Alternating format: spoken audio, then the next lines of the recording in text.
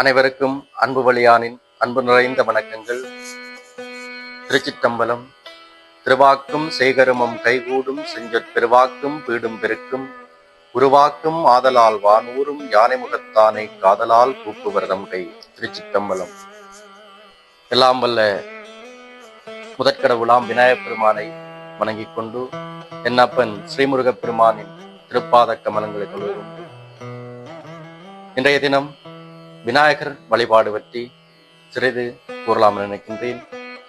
விநாயகர் வழிபாடு, நாம் எந்த காரியத்தை தொடங்கும் போதும் முதலில் வழிபடுவது விநாயகரை. அதனால்தான் அவரை முதற்கடவுளாக எமது சைவ சமயத்தவர்கள் என்றும் வணங்கிக் கொண்டிருக்கின்றார்கள். அப்படிப்பட்ட இந்த விநாயகருக்காக முக்கியமாக கல்வி கற்கின்ற மாணவர்கள் பிள்ளையார் சுழி போட்டு எழுத வேண்டும். இது ஆதிகாலம் தொட்டு மரபாக இருந்த விடயம். ஆனால் இன்றைய இந்த நவீன யுகத்திலே பலரும் மறந்து செல்கின்ற ஒரு விடயமாக இந்த பிள்ளையார் சுழி போடுகின்றது. ஓம் எனும் பிரணவத்தின் வடிவமானவர் இந்த விநாயகப் பெருமான். அகார உகார மகாரம் என்று சொல்லப்படுகின்ற மூன்றும் சேர்ந்த வடிவம்தான் இந்த ஓம் என்ற வடிவம்.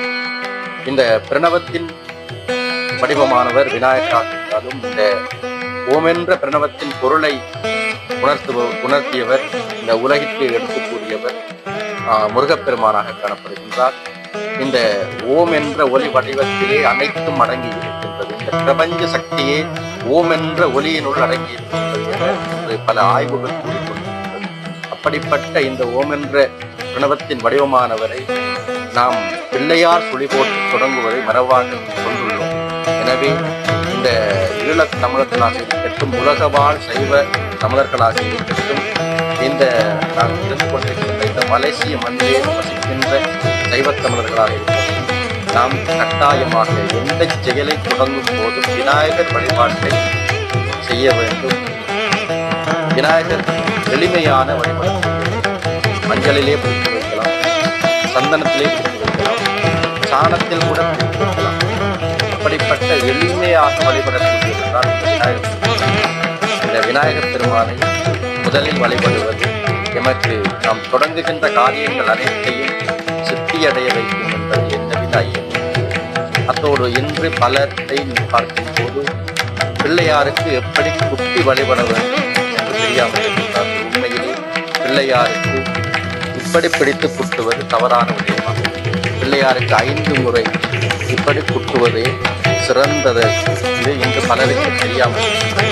தோப்பு கர்ணம் போடுவது, இந்த தோப்பு கர்ணம் போடுவதனூடாக உடலிலே இருக்கின்ற பல நரம்புகள் உயிர்ப்பிக்கின்றது, பல புத்துணர்ச்சிகளை ஏற்படுகிறது. எனவே காலை வேளைக்கு விநாயகப் பெருமானை வழிபட்டு திருவாக்கும் சேகரமும் என்று சொல்லப்படுகின்ற நாங்கள் தொடங்குகின்ற அனைத்து காரியங்களையும் முக்கியடைய வைக்கக்கூடிய இந்த பாடலை திருமுறையை ஓடி எல்லாம் வல்ல விநாயகப் பெருமானை 5 முறை நெற்றியிலே குத்தி எமது இந்த தலைப்பகுதியை உயிர்ப்பித்து புத்துணர்ச்சியுடன் அதிகாலை வேளையை தொடங்கி தோப்புக்கரணம் போட்டு எம் உடலை முழுமையாக நெற்றியிலே அப்படியான ஓர் ஆரோக்கியமும் உடற்பயிற்சியும் நிறைந்த இந்த விநாயகர் வழிபாட்டில் பல்வேறு விடயங்கள் இருக்கின்றது. விஞ்ஞான ரீதியான பல்வேறு விளக்கங்கள் இருக்கின்றது. இந்த விநாயகப் பெருமானில் நாங்கள் படைக்கின்ற மோதகத்தில் கூட பல்வேறு எமக்கு உடலுக்கு தேவையான சத்துக்கள் நிறைந்திருக்கின்றது.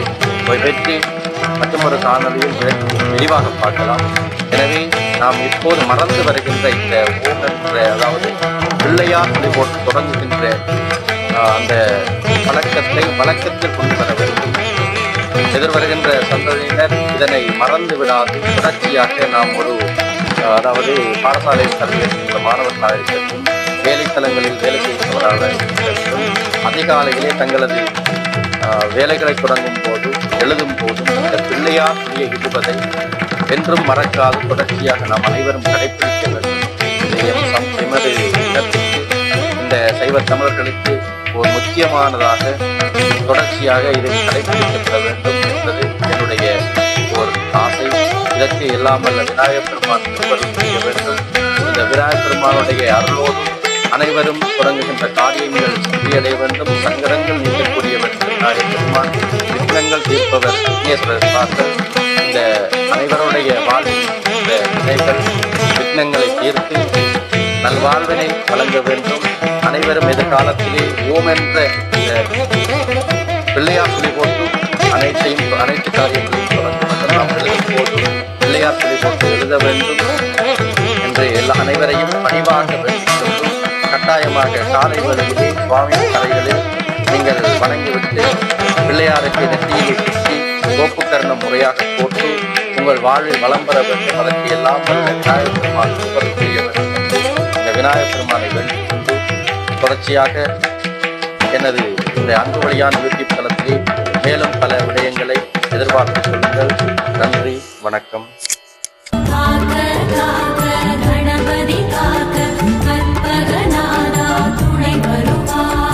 கற்பகம் என்றிட கடும் துயர் போகும், கற்பகம் என்றிட எதும் ஜெயமாகும். கற்பகம் என்பதை கவசம் ஆகும், கவசமாகிய கணபதி போற்றி.